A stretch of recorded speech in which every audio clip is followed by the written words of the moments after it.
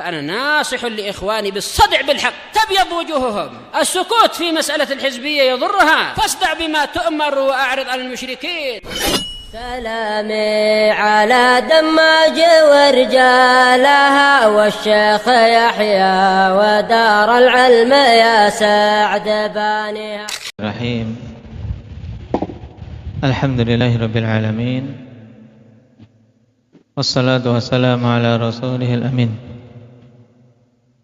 وعلى آله وأصحابه أجمعين. أما بعد.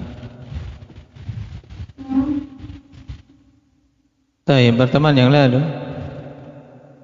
kita telah mengambil bab yang ke-18 terkait sifat kalam. Kemudian dibahas secara khusus pada fasal berikutnya keyakinan ahli sunnah tentang Al-Quran. Apa secara ringkasnya, Rifki? Keyakinan ahli sunnah tentang Al-Quran.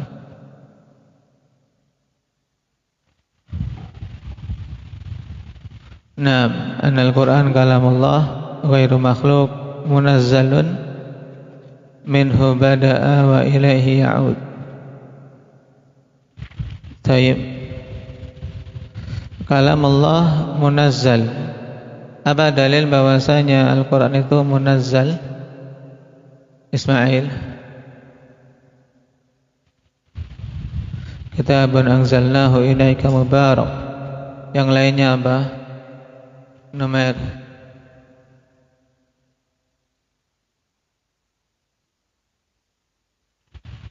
Taib. Nazala bihi ruhul amin ala qalbika litakuna minal munzirin bilisanin arabiyyin mubin. Apa dalil bahwasanya Al-Quran itu kalamullah? Yusuf. Naam, wa in ahadun minal musyrikin astajaraka fa'ajirhu hatta yasma'a kalamullah. Dalil bahwasanya Al-Quran itu minallahi bada'a. Kashfi.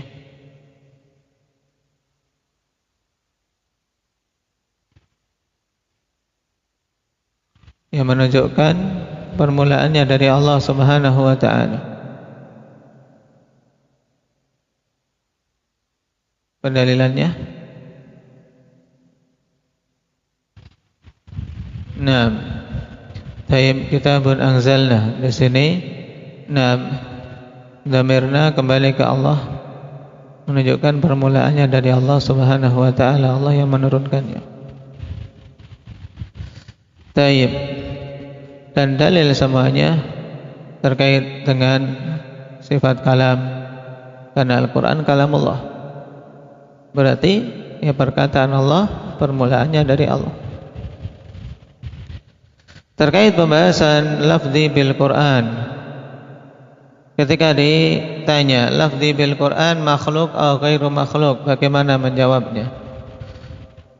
Indah Hudzaifah.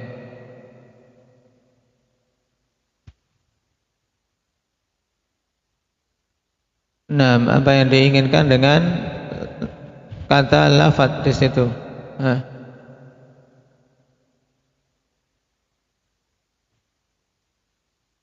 Kalau yang dimaksud adalah dengan lafzi itu talaffudzi, talaffuznya perbuatan, melafadzkannya, maka benar itu adalah makhluk. Terus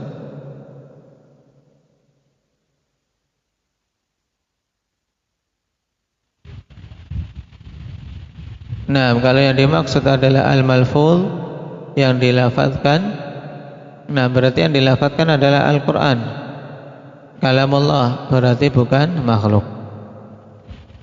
Tapi ini perincian tentang permasalahan lafzi bil Quran makhluk. Nah, sehingga kalau mengatakan secara mutlak lafzi bil Quran makhluk, maka ini tidak benar. Nah, sehingga Imam Ahmad rahimahullah ta'ala tegaskan, kalau seorang mengatakan lafzi bil Quran makhluk yuridu bihil Quran fahuwa jahmi. Dan memang ini termasuk salah satu syubhat dari mereka untuk menjebak ahli sunnah. Sekarang kita masuk pada bab yang ke-19. Bab ini mudah, terkait dengan sejarah hitam dari firqah-firqah menyimpang.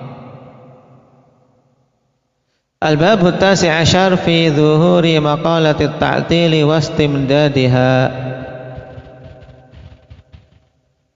Nah, bab yang ke-11 tentang penjelasan munculnya keyakinan ta'til, keyakinan penolakan nama-nama dan sifat-sifat Allah dan perkembangannya. Setelah kita lewati at-ta'til adalah perkara yang dilarang dalam itsbatus sifat, karena dia menolak, mengingkari sifat-sifat yang telah tetap berdasarkan dalil, dan terbagi menjadi dua, yaitu apa dan apa? Ilhan ta'til itu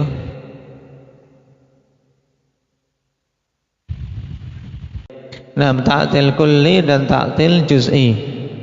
Ta'til secara keseluruhan dan yang sebagian.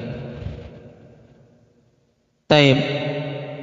Qala al-'alama Ibnu Utsaimin rahimahullahu ta'ala sa'at maqalatut ta'tili ba'dal qurunil mufaddalah as-sahabati wa tabi'ina wa tabi'ihim. Tersebar keyakinan ta'til setelah generasi yang diutamakan, yaitu generasi sahabat, tabi'in dan atba'ut tabi'in.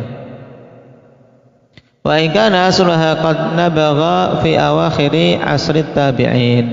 Walaupun benih-benihnya itu sudah mulai nampak di akhir-akhir masa tabi'in.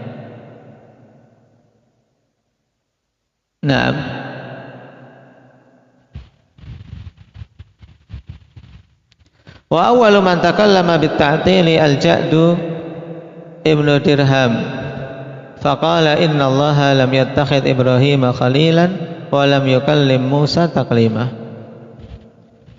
Dan orang yang pertama kali berbicara tentang ta'til ini, yaitu berkeyakinan dengan keyakinan ta'til, adalah Ja'd bin Dirham.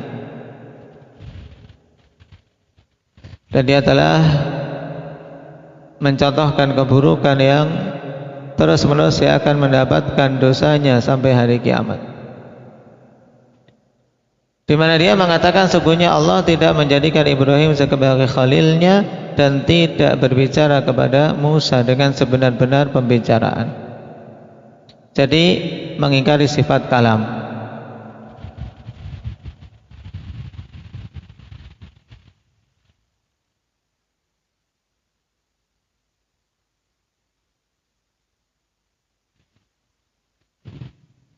Faqatalahu Khalid ibn Abdullah al-Qasri alladhi kana waliyan ala al-Iraq li Hisham ibn Abdul Malik. Kemudian Ja'd bin Dirham ini dibunuh oleh Khalid bin Abdullah al-Qasri sebagai hukuman atas kesesatannya, yang saat itu sebagai wali di negeri Irak, sebagai wali bawahan untuk Khalifah Hisham bin Abdul Malik. Kharaja bihi ila musalla al-'id biwathaqihi. Di mana Khalid bin Abdullah al-Qasri ini keluar dengan membawa Ja'd bin Dirham ke musalla 'id dengan tali, dibawa dengan talinya. Tsumma khataban nas, kemudian dia berkhutbah, wa qala ayyuhan nas dhahu taqabbalallahu dhahayakum fa inni mudahhin bil Ja'd ibn Dirham innahu za'ama anna Allah lam yattakhidh Ibrahima khalila wa lam yukallim Musa taklima. Kemudian dia berkhutbah, menyampaikan kepada manusia dan mengatakan, wahai sekalian manusia, sembelihlah, semoga Allah menerima kurban-kurban kalian. Maka sungguhnya aku akan menyembelih Ja'd ibn Dirham, karena dia menyangka bahwasanya Allah tidak menjadikan Ibrahim sebagai khalilnya dan tidak berbicara kepada Musa dengan sebenar-benar pembicaraan. Thumma nazala wa dhabahahu wa dhalika fi 'Aidil Adha sanah 119. Dan itu terjadi pada hari Aidil Adha di tahun 119. Naam, jazahullahu khairan 'anil Islam wal muslimin, atas apa yang dilakukan oleh Khalid bin Abdullah Al-Qasri ini. Dan riwayat masyhur ikhwan, naam, tentang kisah ini dikuatkan oleh Syalbani rahimahullahu taala. Walaupun pada sebagian sanad ada majhul, ada jahalah, naam, tapi dengan kemasyhurannya sebagian mengangkatnya sampai tingkat untuk bisa diterima khabar tersebut. Wa fi dzalika yaqulu Ibnu Al-Qayyim rahimahullahu taala fi Nuniyah. Ya, pada kisah tersebut Ibnu Al-Qayyim mengatakan dalam Nuniyahnya, wa li ajli dza dhahha bi ja'din Khalidul Qasri yauma dzabaihil qurbani idh qala Ibrahim laysa khalilahu kalla wala Musal kalimat dani syakara ad-dhahiyyata kullu sahibi sunnatin lillahi darruka min akhi qurbani. Dipuji oleh Ibnu Qayyim karena keyakinan taktilnya itulah Ja'ad bin Dirham disembelih oleh Khalid Al-Qasri pada hari manusia menyembelih hewan-hewan kurban, dikarenakan Ja'ad bin Dirham meyakini bahwasanya Ibrahim bukanlah Khalilullah, demikian pula tidak meyakini Musa sebagai kalimullah. Maka disyukuri sembelihan tersebut oleh setiap pengikut sunnah. Naam, dan sungguh bagus sekali apa yang engkau lakukan wahai saudaraku dalam melakukan kurban tersebut, karena dengannya bisa tertutup pintu keburukan yang banyak. Naam. Thumma akhadhaha 'anil Ja'd rajulun yuqalu lahu Al-Jahm ibn Safwan wa huwa alladhi yunsabu ilaihi madhhabul Jahmiyatil Mu'attilah. Kemudian mengambil pemahaman Ja'ad, seorang laki-laki yang bernama Jahm bin Safwan, dan dialah ini orang yang madhab Jahmiyah dinisbahkan kepadanya, Jahmiyah Mu'attilah. Kenapa? Li'annahu nasyarahu, dikarenakan dialah yang menyebarkannya. Faqatalahu Salam ibnu Ahwaz sahibu syurtati Nasr ibnu Yasar wa dzalika fi Khurasan sanah 128.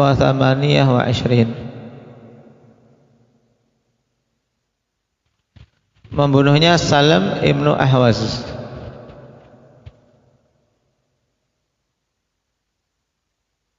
Nah, Salam bukan Salim.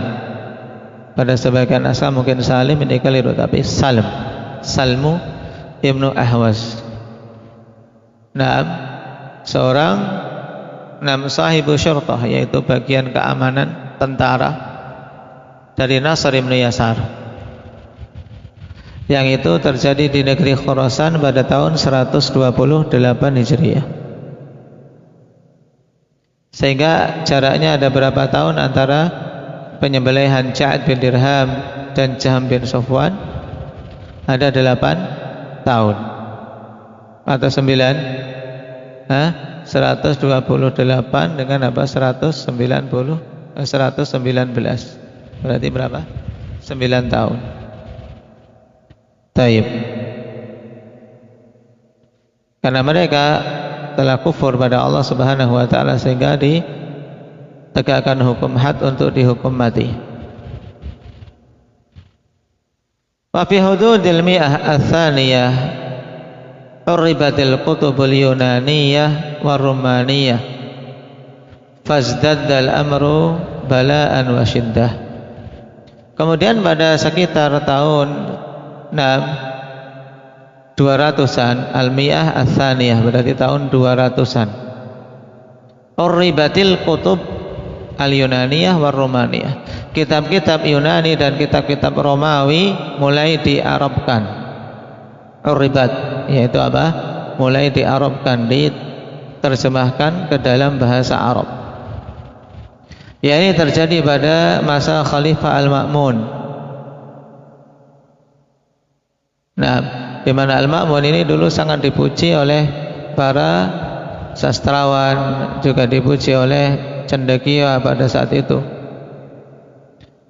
Karena apa? Karena kecerdasannya menurut mereka. Karena sangat semangat. Taib. Bahkan sampai-sampai para udaba itu, kalau antum dengar istilah ini, udaba itu bukan mengajari adab, tapi udaba itu adalah sastrawan, ahli-ahli penyair, itu udaba. Taib. Maka kalau antum ke maktabah, ke perpustakaan besar misalnya, kitab adab, ya pada bagian kitab-kitab adab, maka di situ akan didapati kitab-kitab syair dan seterusnya. Taib. Setelah dikatakan adib, maksudnya penyair. Nah, mereka namakan masa Ma'mun itu al-asrul zahabi, masa keemasan. Padahal di situ, sebenarnya mulai awal-awal masuknya keburukan, yang banyak ke tengah-tengah kaum muslimin. Sampai-sampai Syekhul Islam mengatakan, ma'adhunnu annallaha yaghfiru lil ma'mun ala ma adkhala 'ala al-ummatil islamiyyati minal bala. Dalam artian di sini dia telah apa? Memasukkan bala yang besar di tengah-tengah kaum muslimin dengan apa? Diterjemahkannya kitab-kitab Yunani dan Romawi. Karena isinya kesesatan. Sehingga masuk pada keyakinan kaum muslimin paham-paham sesat, ideologi yang batil. Fazdadal amru bala'an wa syiddah. Thumma fi hududil mi'ah tsalitsah intasharat maqalatul Jahmiyah bisababi Bishr ibn Ghiyath al-Marisi. Kemudian pada sekitar tahun 300-an tersebarlah pemahaman Jahmiyah dengan sebab Bishr bin Ghiyath al-Marisi wa tabaqatihi alladzina ajma'al a'immatu ala dhammihim wa aktsaruhum kaffaruhum aw dallaluhum. Dan generasi ini pada masa ini Bishr bin Ghiyath al-Marisi dengan teman-temannya yang para imam telah bersepakat tentang celaan untuk mereka, dan bahkan mayoritas para imam telah mengkafirkan mereka atau menyesatkan mereka, yaitu pemahaman Jahmiyah.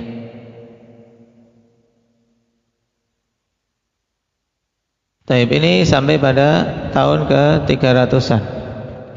Di tahun ke-300-an Bishr bin Ghiyath. Tahun ke-200-an di situ penerjemahan kitab-kitab Romawi Yunani. Kemudian pada tahun 100-an muncul dua tokoh kesesatan, yaitu apa? Ja'ad bin Dirham yang dibunuh tahun 119, kemudian Jam bin Sufwan yang dibunuh tahun 128. Mungkin itu dulu. Nakta'i bihadza subhanakallah wa bihamdika asyhadu